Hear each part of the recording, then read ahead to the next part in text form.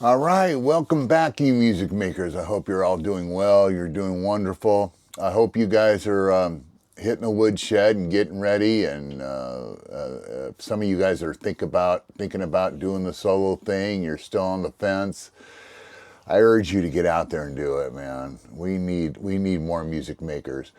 And if I'm even making you think about it, then I'm doing my job. You need to think about it. It doesn't matter how old you are. I don't care if you're 85 or you're 25. It doesn't matter. So, and if you've done it before, you've never done it before. It doesn't matter. You just do it. You know, just learn a set of songs and build up from there, and you guys will be on the road going. The subject I wanted to talk about today is really kind of like rapport. When you walk in, I know we've discussed this before down the road somewhere, but you can't look like a piece of shit. Okay, when you go into the club, don't look like a piece of shit.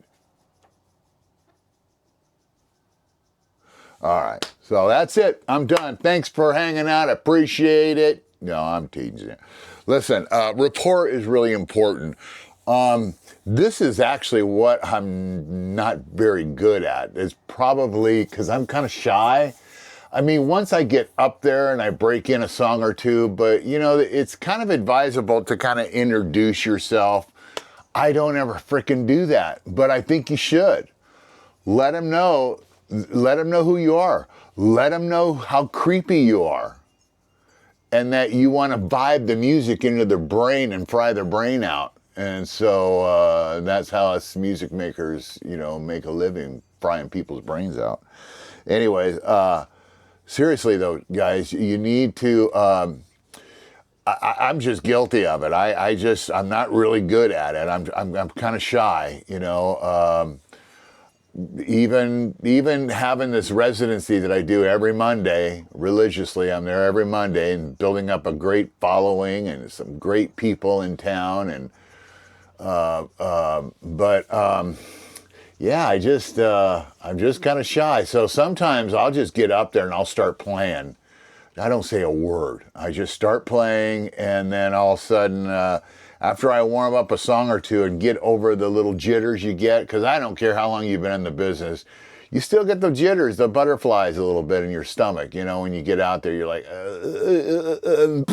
crap on yourself, you know? So, yeah, I still get the jitters till this day, but it's important to build a rapport with your audience. And you know, you could talk about anything, introduce yourself, let them know how long you've been in town, you know, whatever you want to talk about. Also too, is like when you go through the songs, a lot of solo artists will do this. They kind of go on to they ramble about each song, and there's nothing wrong with that as long as you make it short and sweet. But you tell them maybe who the song's by, or do you remember when this song came out? You know, in 1969, when they were shooting up people in Kent State. So, yeah, I don't know. I think you should. I'm not good at that.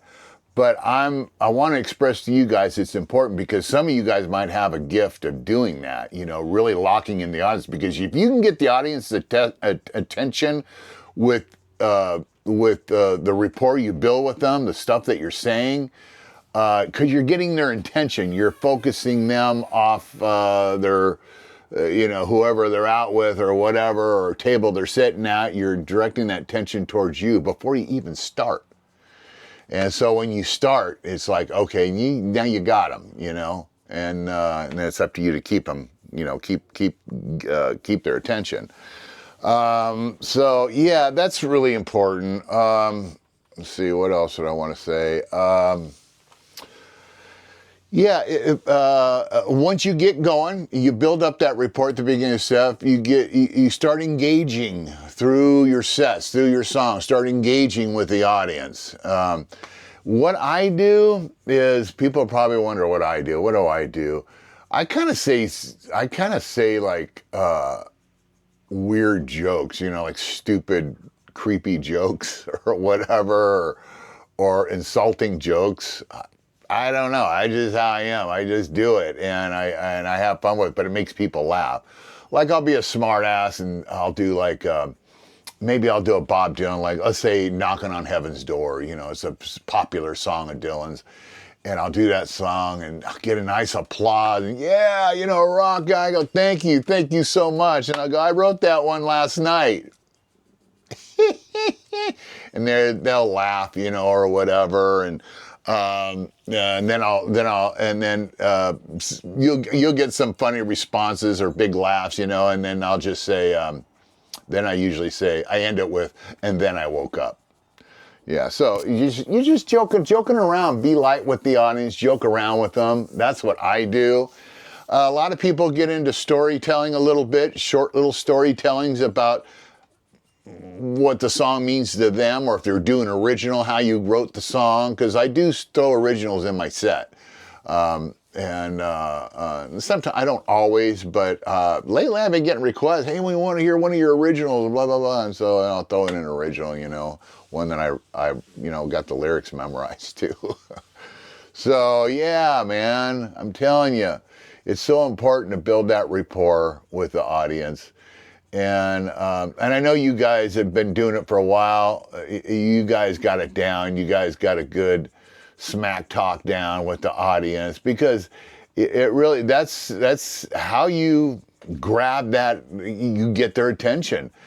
I'm like I said, I'm guilty. I don't always, most of the time I just get up there and I'm scared anyways or whatever. And the first 3 songs, I'll keep my mouth shut and I'll just see what kind of response I'm getting from the song. And as I get a good response, it warms me up a little bit and I go, okay, I got this.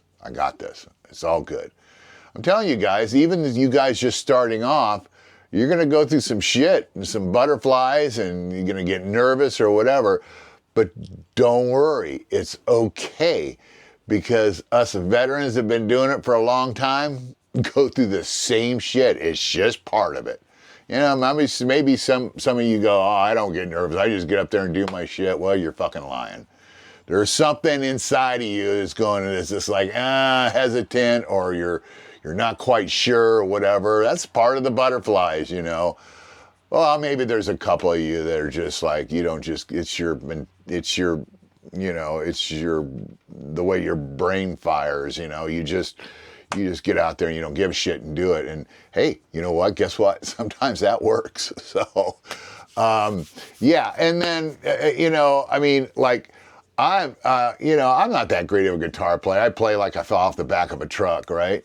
And but I get by, and I also get by when I do my recordings because I'll practice the lead or practice a instrument that I'm not really good with, like mandolin or the dobro and certain tunings or slide or whatever. I know stuff, but I don't sit down. When I was younger, I sat down and kind of tinkered and noodled around with that. And I'm doing the same thing now, but I'm just kind of noodling with different instruments that I have. The banjo, you just get used to it. And if you're really accomplished at your guitar or piano or whatever you're playing as a solo artist, you're super accomplished.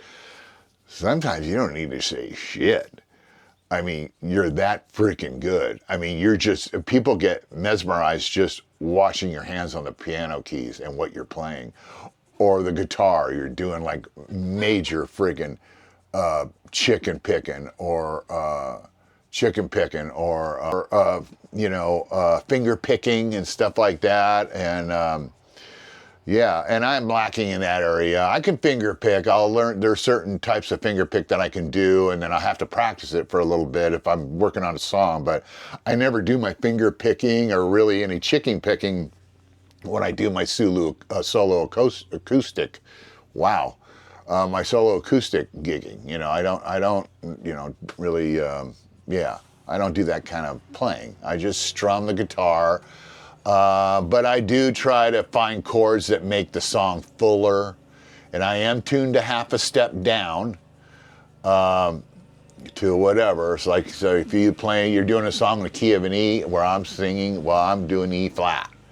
I'm doing a half a step down all the way across the board, all the way across 6 strings. And it's good for me because I can, some songs that I could sing before and hit the notes, but man, I was straining, but I would hit the notes. But man, you go to half a step down, you go, you hit the notes solid, da-da-da, stuff like that. So part of it's singing. A lot of it is just strumming and making it full because of what I'm using, all the little apparatuses I use on stage. Drum machine, the TC Helicon processor, and the voice, the harmonize. So yeah, but anyways, so it's just important to. I made some notes here. Important to do audience. Yeah, I mean, you don't have to go that far. Now, there's a red line there, okay? You don't want to cross over that red line. So in other words, you don't want to sit there and do a storytelling thing for like 10, 15 minutes. That's not cool. Just make it short and sweet, 2 to 3 minutes. The length of a song, 3 minutes long at the most. At the most. Try to make your storytelling short and sweet, because that's what keeps people's attention. It's kind of like a joke, right? When somebody tells you a joke, oh, dude, the guy's going through his neighbor and the guy next door and tells you about the joke and this, that, and the other, and then finally you hear the punchline like 20 minutes later. It's like, no, those are the jokes I hate. You want those jokes that, real short and sweet, and you've got a good line for them. But anyway, so it's kind of like that. Just make it short and sweet. Don't overdo it. It's important. But I'm telling you, engaging with the audience is such a big part of, you're an entertainer, right? You're not just a songwriter or a performer. You're entertaining. So you're part of that instrument that you're holding in your hands, or you got your hands laying on the ivory keys. That you are part of that instrument. You are making that instrument talk, and that instrument makes you talk. So it's important. So that's about it on that. But I just wanted to let you guys know that. One thing to add to that is stage presence. Try not to look like a piece of shit. Just look good, and I mean, when I mean like good, what you think looks good on you. Who cares, gives a shit what other people think. Whatever you feel comfortable with. You've heard that saying, hey, or your wife is asking, hey, how do I look in this? Hey, I always say, to be safe, you look great in it, and as long as you're comfortable. If you're comfortable with what you're wearing on stage, then you're good, You know, some of you guys probably want to look like you just came off tour with Nirvana or something, but you know, hey, that works too. I mean, it depends where you're playing. But I always try to be on the spiffy side, you know, wear the pipe Western shirts. I don't do it all the time, but I always try to be clean and stuff like that. So yeah, presence is really important, and kind of brand yourself as in your presence. You know, it's like you got a couple cool hats. You know, wear those cool hats, cowboy hat, whatever you got, a beanie, whatever. Yeah, I wear hats, not all the time. I've been wearing them lately because my hair is so damn short now, but I'm gonna let it grow back out. But I think I look better with hats with longer hair, I think, maybe. I don't know. Or if I'm having bad hair and I'm playing that day, I'll throw a hat on, cool beanie with a bandana with a beanie over it, or a cowboy hat over it. You've seen me do that before a couple times. So yeah, that's important. Just don't look like a piece of shit, okay? All right, you guys. God bless you. Give me a thumbs up if you like this vlog. And if you haven't subscribed, think about subscribing. It ain't gonna hurt. It's not hard to do. You just take your finger and go, hit the button and subscribe. It's not really that hard. That's all you do. Just let you know when I've got another one up. But anyway, so you guys have all been great. I love the comments you guys leave.